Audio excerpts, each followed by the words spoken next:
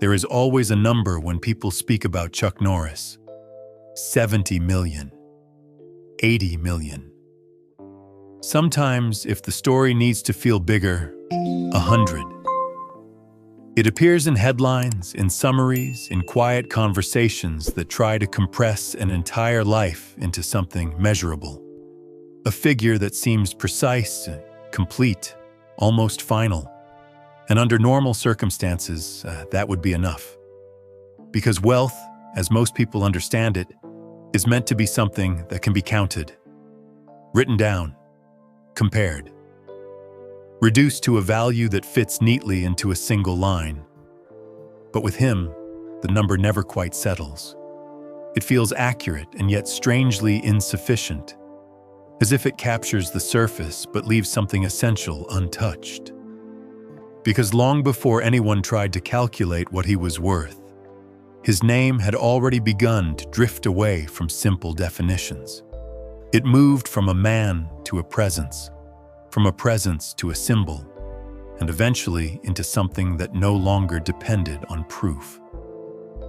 An image that did not weaken, a figure that did not fade, a version of strength that over time stopped belonging entirely to the person himself. And that is where the question begins to shift.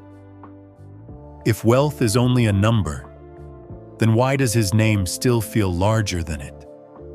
Why does it carry a weight that cannot be measured the same way? Perhaps because the real story was never just about what he earned. Perhaps it was always about what remained. Long before there was a number attached to his name, there was nothing that resembled wealth. No inheritance, no early advantage, no environment designed to produce success. The early life of Chuck Norris did not begin with momentum. It began quietly, almost invisibly, shaped by limitations rather than opportunity. There was no clear path waiting for him, no indication that he would one day become a recognizable figure, let alone a symbol that would outlive the era that created him.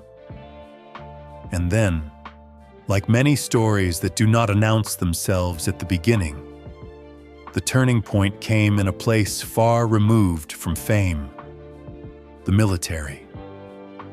It was there, in a structured environment defined by routine and discipline, that he first encountered martial arts. Not as performance, not as spectacle, but as a system, a method of control, a way to bring order to something internal that had not yet been fully formed. What he found was not just technique, but structure, repetition, precision, the slow, deliberate process of refining both body and mind until they began to move together. There was no money in it. Not at the beginning. No promise that it would ever become a career. But there was something else. Consistency, control, and gradually, recognition within a small but disciplined community. It was not the kind of recognition that leads to headlines. It did not create immediate opportunity. But it did something more important. It established a foundation that did not depend on external validation. Because at that stage, his wealth could not be measured in dollars. It existed in something less visible, but far more stable. The ability to control himself, to endure repetition without reward, to build something slowly, without needing it to be seen. And in a world that often equates wealth with accumulation, this was a different kind of beginning. Not the accumulation of money, but the construction of discipline, the one asset that would eventually make everything else possible. At some point, discipline stops being only internal. It begins to take form in the real world. For Chuck Norris, that moment arrived not through fame, but through a decision that was far more practical. He opened his own karate schools, small at first, focused, built not on image but on repetition, structure, and the quiet authority that comes from knowing something deeply enough to teach it. There were no headlines announcing it, no sudden shift in status, just a steady rhythm of classes, students, and the gradual transformation of skill into income. This was where money entered the story, but not in the way most people expect. It did not come from recognition. It did not come from visibility. It came from usefulness. People paid to learn, paid to improve, paid to access something he had already spent years building in silence. And in that exchange, something important was established. Not just income, but a model. A way of turning discipline into something sustainable. Then, almost quietly, the circle began to expand. Among his students was Steve McQueen, already a star, already recognized, already living inside the world that Chuck Norris had not yet entered. And with that connection, the direction of his life began to shift, not abruptly, but with a subtle sense of inevitability. Because this was the moment where two worlds touched, not through ambition, but through value. And what makes this stage different from the stories that usually follow is simple. He was not earning because he was famous. He was not selling an image. He was building something that worked, even without attention. A system where skill created trust, trust created demand, and then demand became income. In that sense, this was his first real form of capital. Not money itself, but the ability to generate it repeatedly through something he controlled. And more importantly, it revealed a pattern that would follow him for the rest of his life. He did not chase visibility in order to earn. He built something real first and let the world come to it. The shift into Hollywood did not arrive as a reinvention. It felt more like an extension. By the time Chuck Norris stepped onto a film set, he was not searching for identity. That had already been built quietly through years of discipline and teaching. What Hollywood offered was something different: scale. The moment that often marks the beginning is his appearance alongside Bruce Lee in Way of the Dragon. A brief role, but a decisive one. Not because it made him instantly famous, but because it introduced him to a global audience in a language they understood. Presence, control, physical certainty. From there, the progression followed a path that, on the surface, feels familiar. The rise of action cinema in the 1980s. A series of films built around strength, resilience, and a kind of moral clarity that audiences could recognize immediately. Stories that did not require complexity, only conviction. And he fit into that world without friction. Because he was not performing strength. He was translating something he had already lived. Then came television. Walker, Texas Ranger, not just a role, but a long-term structure. A show that ran for years, repeated across networks, embedded into daily programming in ways that films rarely achieve.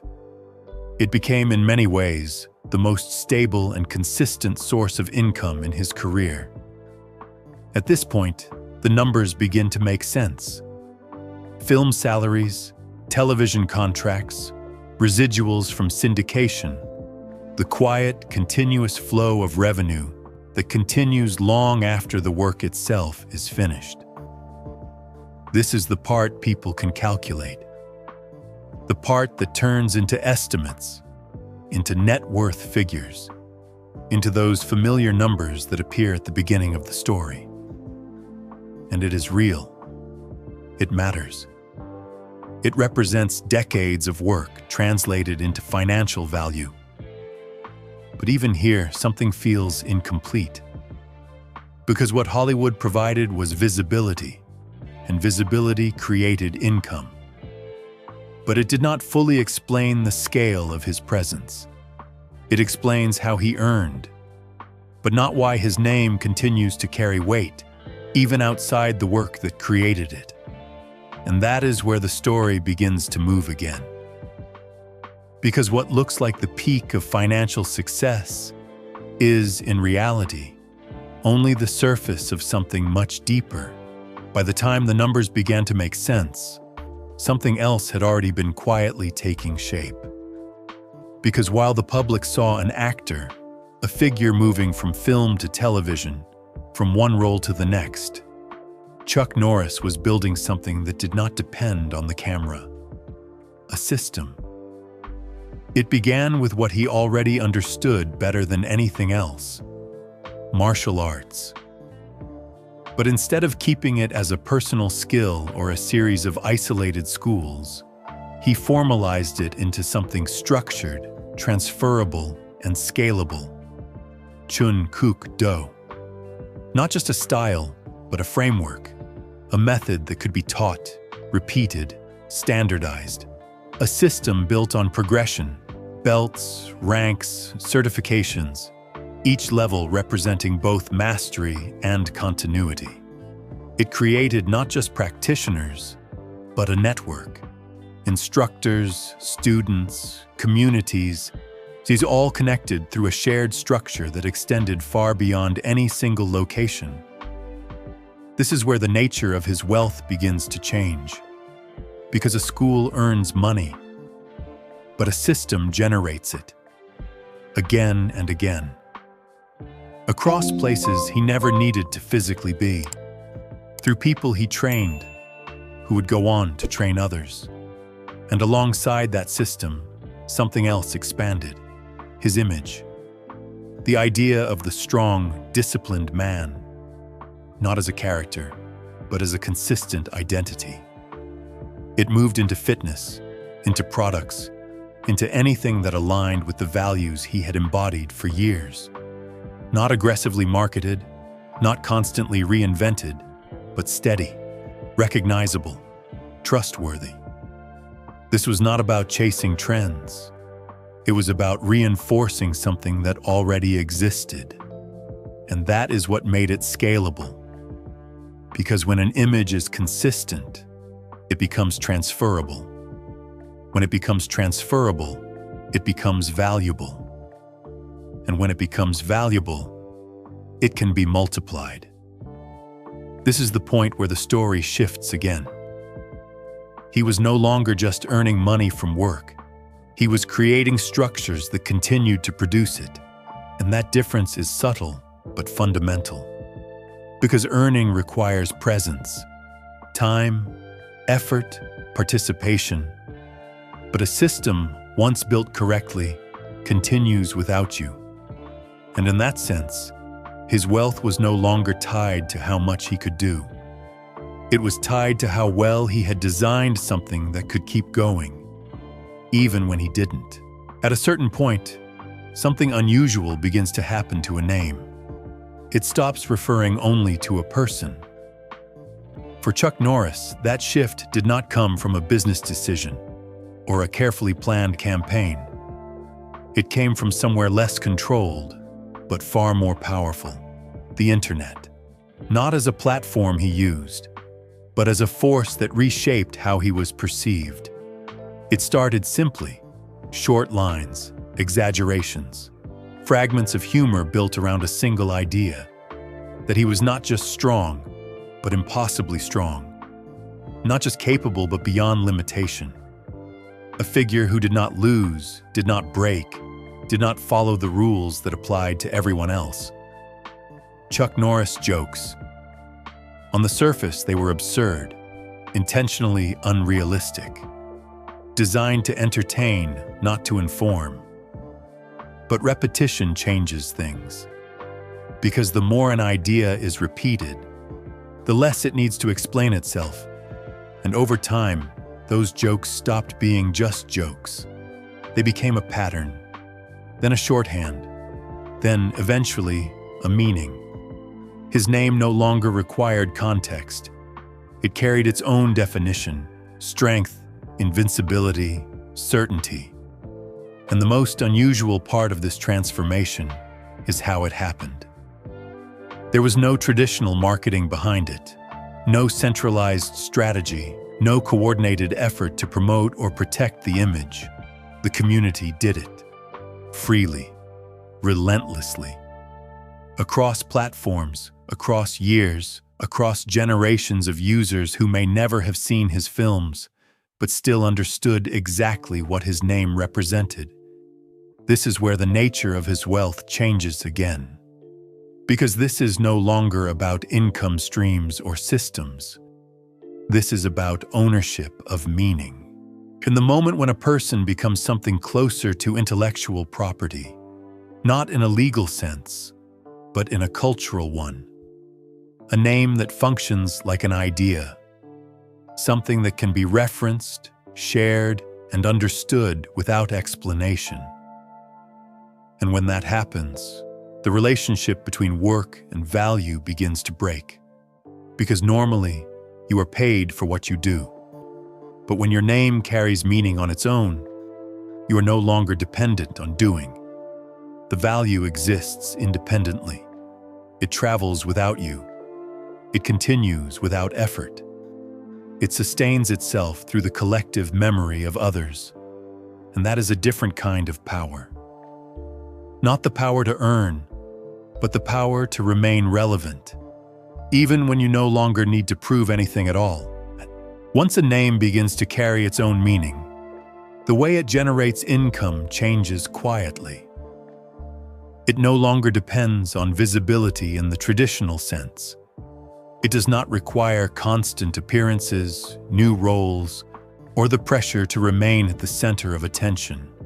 Instead, it begins to operate in the background, steady, consistent, almost invisible.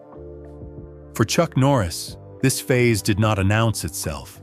There was no clear transition, no moment where everything shifted at once. But the pattern is there, if you look closely. One of the most recognizable examples is his long-term association with Total Gym.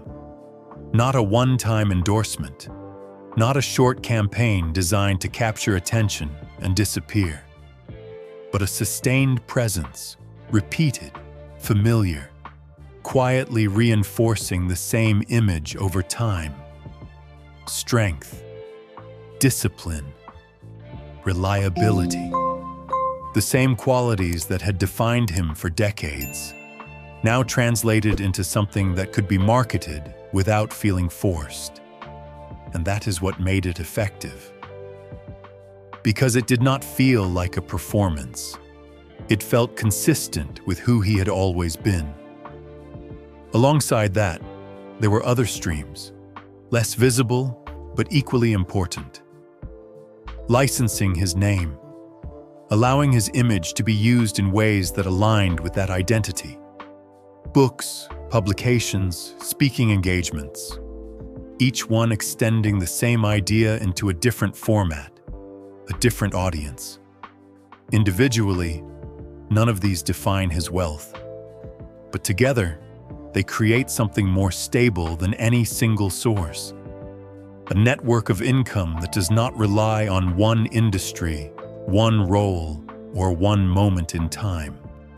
And what makes this stage different is not just the diversity, it is the approach. He did not chase the spotlight to remain relevant. He did not need to constantly reintroduce himself. The world already knew what his name meant. So instead of pursuing attention, he allowed the opportunities that matched that meaning to come to him.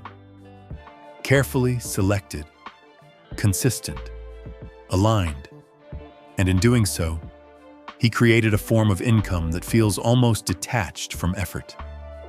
Not because there was no work behind it, but because the work had already been done. What remained was continuity, a quiet, ongoing translation of identity into value. And that, more than any single deal or endorsement, is what defines this phase of his wealth. Not how much he earned at once, but how consistently he continued to earn without needing to be at the center of the frame. For most public figures, wealth eventually becomes visible, not just in numbers, but in lifestyle. Houses that are meant to be seen, cars that are meant to be recognized.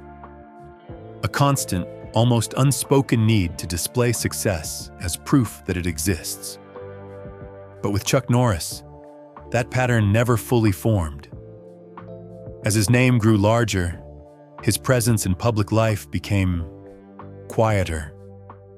There were no constant appearances designed to maintain attention, no deliberate exposure of private spaces, no effort to turn personal life into something consumable. Instead, what emerges is a different kind of rhythm, one that moves away from visibility rather than toward it. Family remained central, privacy remained intact, and the distance between the public image and the private life was never fully collapsed. In an industry where attention often becomes currency, this choice is unusual. Because visibility can amplify wealth, it can reinforce status, it can create the impression of scale, but it also creates dependency. A need to be seen in order to remain relevant, and that is exactly what he seemed to avoid. There were no defining financial scandals attached to his name, no moments where excess became the story, no carefully curated displays of luxury designed to confirm success to an audience. Not because the wealth was not there, but because it did not need to be demonstrated. And that creates a contrast between a form of wealth that is performed and a form of wealth that is simply lived. In his case, the absence of display becomes part of the meaning, because when something is real, it does not always need to be shown. It does not require validation through visibility. It does not depend on perception to exist. And that may be one of the more subtle aspects of his story, that his wealth, unlike his image, was never designed to be seen, only to remain, quietly, consistently, outside the frame. By the time a life has been measured in numbers, systems, and decades of work, the question begins to change again. Because not all forms of wealth remain the same. Some can be counted, some can be transferred, and some continue long after the structures that created them have already settled. In the case of Chuck Norris, the tangible side is clear. There is the money, accumulated through years of film, television, and business. There are the systems, martial arts schools, Chun Kuk Do, structures that continue to exist beyond any single moment in time. There are the brands, the partnerships, the mechanisms that translate identity into income. All of it real, all of it measurable, but none of it fully explains why his name still carries the weight that it does. Because alongside those visible assets, something less defined has taken shape over time. An image that does not weaken, a figure that does not age in the way most public figures do. A version of strength that has been repeated, reinforced, and eventually accepted as something more than fiction. The invincible man, not as a role, not as a performance, but as a shared belief. It exists in fragments, in jokes, in references, in the quiet understanding that his name represents something absolute. And the unusual part is not that this image exists, but that it persists across time, across platforms, across audiences that may never have followed his career directly, but still recognize what he stands for. This is where wealth moves beyond ownership, because what remains is no longer something he controls. It belongs to the culture, a symbol, a myth, an idea that continues to circulate, independent of the work that first created it. And that is a rare form of asset. Not financial permanence, but cultural permanence. Something that does not depend on markets or contracts or visibility. Something that continues because people continue to believe in it, to repeat it, to pass it forward. And in that sense, the answer to the original question becomes clearer. The greatest wealth of Chuck Norris was never limited to what he owned. It was defined by what remained, not the numbers attached to his name, but the meaning that his name continues to carry. Because money can measure what a life produces, but legacy measures what the world refuses to let go of. When everything is placed side by side, the numbers, the systems, the years of work, the conclusion feels both simple and incomplete. Because by conventional standards, Chuck Norris does not fit the image people often associate with extreme wealth. He is not a billionaire, not a mogul in the traditional sense, not someone who built an empire defined by scale, dominance, or constant expansion. And yet, something about his presence suggests a different kind of magnitude. Because what he built does not rely on growth to remain relevant. His brand exists independently, detached from any single project, any single era. It does not need to be refreshed, reintroduced, or reinvented to survive.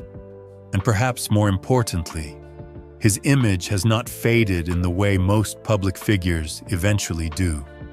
Time, which usually softens recognition and erodes visibility, seems to move differently around his name.